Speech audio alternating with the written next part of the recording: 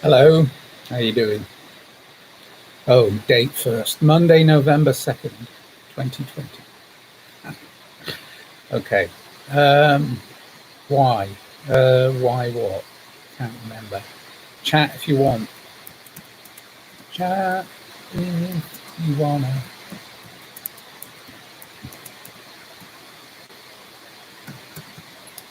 So, over the last however many years, um, I've been delving. Oh, I always do that. I always do this. Um, Numbers and symbols. That's what I call this one. Numbers and symbols. I've been delving a lot over the years into lots of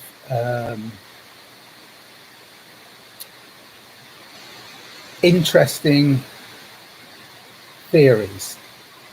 Um,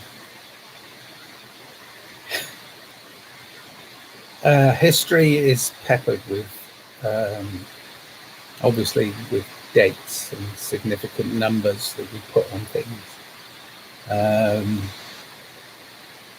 there was a guy called Munch, who did a thing about numbers called the Code, which is very interesting.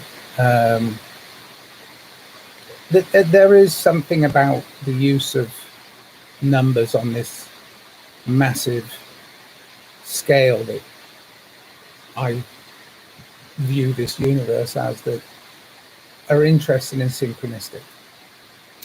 Synchronistic in the way in which we perceive them to be. Now, if we really go deep enough, 99% of what we perceive, our perception is fake. 1% is pretty real and human, and that's the stuff that causes pain. So, anyway, so that being said, of course, our accumulated knowledge would then add up to where we are in our perception. So, if you believe that numbers make a difference, then numbers make a difference. If you believe that they don't, they don't, I suppose. But I do a lot of entertaining of myself by looking at numbers, symbols, symbology, numerology, history, ancient history. But it's the unwritten stuff, all the stuff we can't really decode. That's the stuff that is really becoming more and more evident. The more you learn, the more you realize you have to unlearn.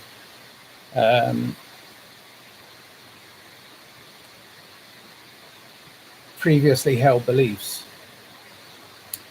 Anyway, so I said anyway. I've got to stop segging, from one place to another with the word anyway, because the anyway is where we are. So significant. For some reason, I've been told December 21st, 2020 is a very significant date. So that's something you should look for. Significant in what way? I'm not entirely sure.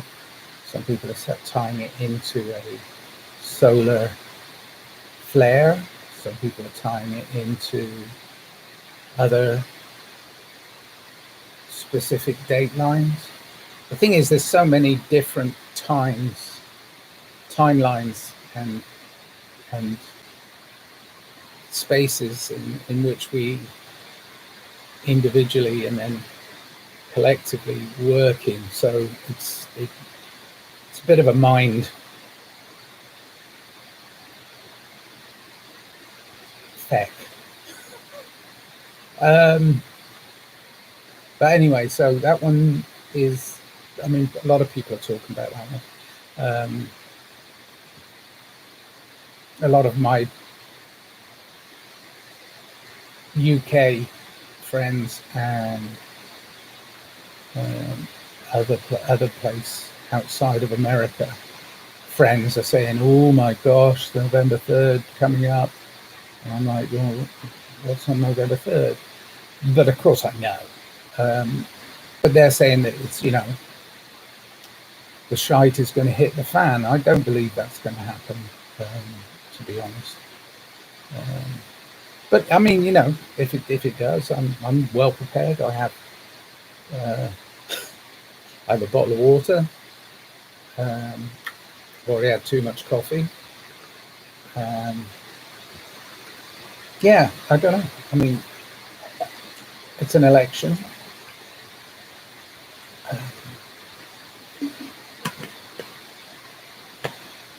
I think we're seeing the end of. This is what I believe. Okay. I think we're seeing the end of politics as we knew it.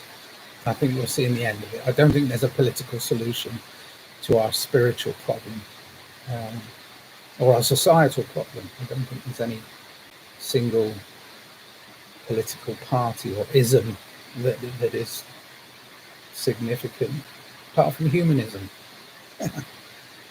Humanity, us, we're what matters to our progress as a race. So we've got to start seriously considering what that means. Excuse me.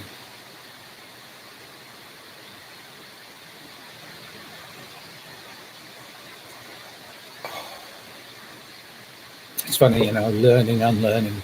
So I took a drink of water, I immediately got Adam's ale, It's from my childhood. Yeah, water. So, yeah, I mean, it's numerology and the idea that there are a set of numbers and figures that guide us could be a significant rabbit hole to go down and explore. The other date I've been given, sorry, I'll just go back to the numbers, was March 22nd, 2021. So those two dates, December 21st, 2020, March 22nd, 2021. I'm not even going to work out any numerical significance. I'm just going to say that those are numbers that I've been given, and they're supposed to be very significant dates when things will. I've been told that things will be globally changed. I mean, to the point of we'll all recognize that something's happened.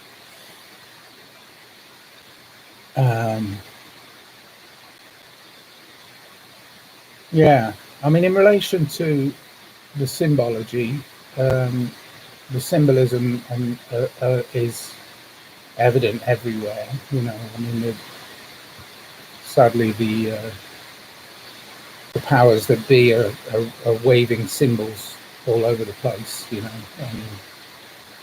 A lot of them Freemason symbols, which, Scottish Rite, Rosicrucians, all these subdivisions of secret societies who use symbology as some sort of talisman to make us fearful. None of them really frightened of buildings or symbols very much. The inanimate doesn't bother me that much. But I mean, does it have an effect? Yes, of course. But does it have the desired effect that the people who work with these symbols and stuff? I mean, on some people it does. I don't. It's never been really much of what I care about. Although I do like playing with imagery, I'll admit that. So, yeah, who knows?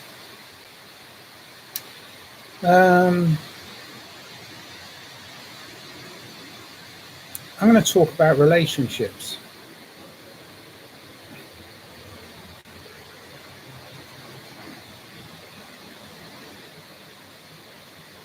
Life is about relationships, how we relate to others, how they relate to us, how we interact with others, how they interact with us, knowing when to draw the line, go, no, you can't come over that line, knowing when to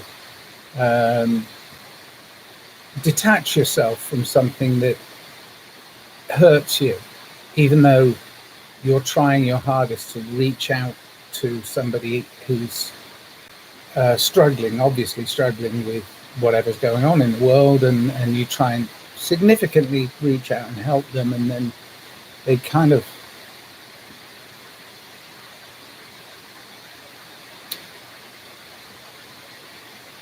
try and manipulate you because you're being kind. Be aware that there are people out there that do that. I mean, I know you know, but I mean, I had a friend many years ago who told me he'd rather deal with a psychopath than a narcissist. And narcissism is in many forms.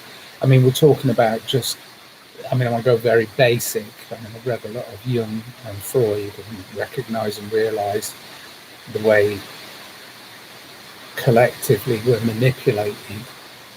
But that doesn't mean that we throw out the idea of Jung and Freud, especially Jung, because Jung went writing to explaining that the only real danger is the lack of understanding of human beings, because we are, I mean, without doubt, our own worst enemy.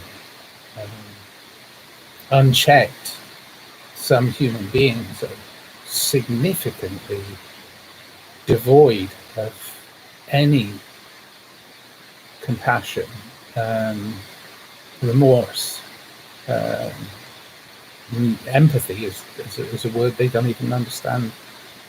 So, you know, I mean, I don't want to get into the darker end of things, but be aware that there are people out there manipulating large parts of the global population with absolutely no empathy or compassion for the way they're treating you. And then individually, there are people within your life that you come across that you feel like, wow, there's a certain toxicity, you know, there's a certain thing you go, oof, that hurts. Don't stay with the hurt if it's really damaging you.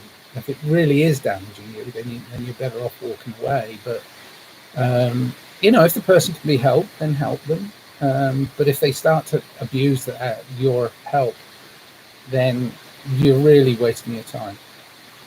And time. I dedicate my time to making music and art, and I had a really great day yesterday. It was so weird. I was working on a piece of music, and a friend got to talk to me online, and then I manipulated the music and made it work, and then I found some imagery that I was working on, and I put the music and stuff like that, and it just was like bing, bang, boom. I mean, it just flew off my fingers, and I'm not terribly adept with the recording processes, or even, you know, having the right equipment to do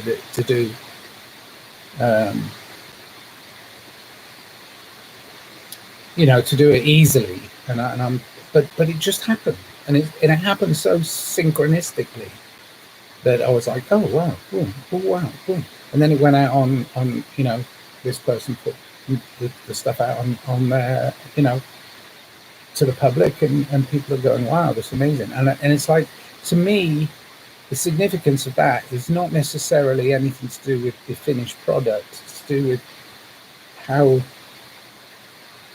naturally and instinctively, it was just coming from me, because I wasn't cluttering it with any filters. I was just going, wow, this, oh, that, you know. So again, you know, it's like it's knowing what you are, you know, and what you're capable of. We're all capable of greatness. I mean, we're all capable of it. We just have to find what it is we're good at and stop being manipulated by other people's perception of what you are.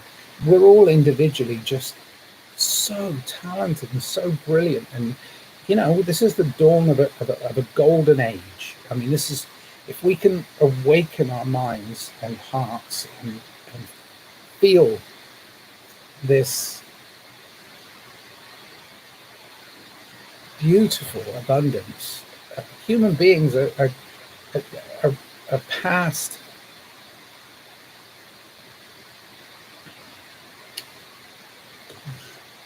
we've crossed the Rubicon. We've already become what we are, but we haven't recognized it within ourselves as well as we could.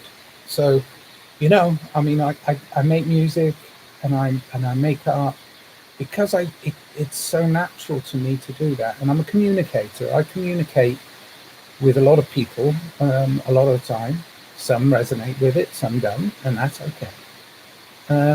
But I enjoy communicating, and I'm starting to get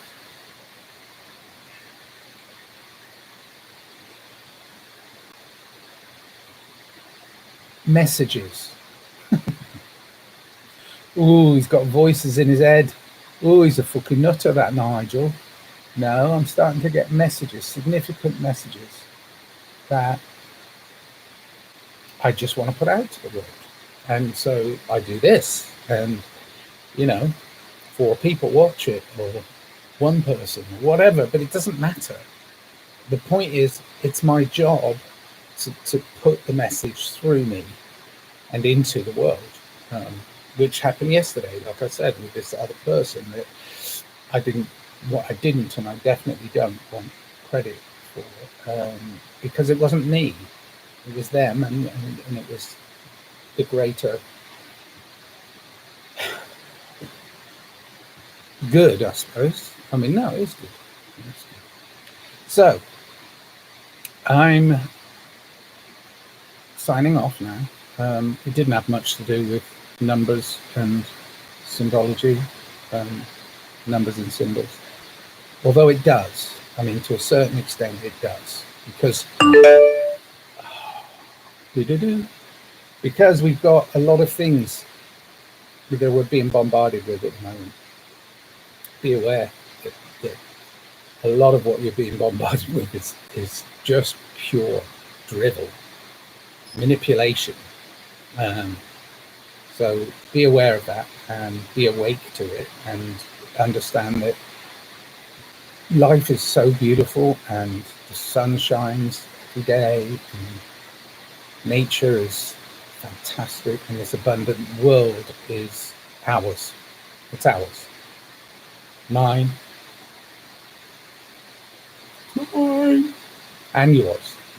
And so it's a brilliant, abundant world, and we need to love more, live more, life more. I mean, just go out there and do what you do best and love everybody. God, I'm a hippie. Am I like it? All right. Thank you to everybody who I've been talking to recently, because nearly everyone, not everyone, but nearly everyone is starting to see the beauty of this transition that we're going through. I mean, it's there is beauty in it. The veils are being lifted, and we're going to create a better world for our children, our children's children, even if we don't see it. So, but it doesn't matter. You know, it's an old Zen proverb about the man that plants the tree that will never feel its shade is more forward thinking. You know, so we have to embrace the beauty in this change. All right. Can't think of anything else. No, I love you, and I'm on with my day.